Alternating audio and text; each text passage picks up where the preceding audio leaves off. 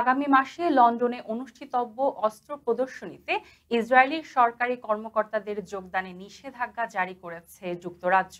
গাজায় চলমান ইসরায়েলি আগ্রাসন বাড়ানোর জেরে এই সিদ্ধান্ত নিয়েছে ব্রিটিশ সরকার। ২৯ আগস্ট বার্তা সংস্থা এএফপির বরাতে সংবাদ মাধ্যম আল জাজিরা এ তথ্য জানায়।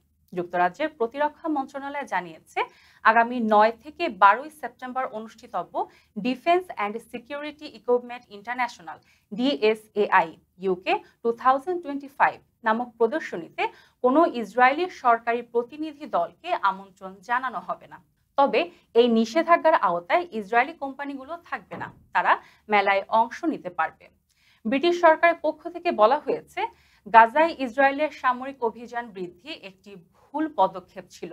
তারা একটি কূটনৈতিক সমাধানের পক্ষে জোর দিয়েছেন, যার মধ্যে যুদ্ধবিরতি এবং গাজার জনগণের জন্য মানবিক সহায়তা বৃদ্ধি অন্তর্ভুক্ত।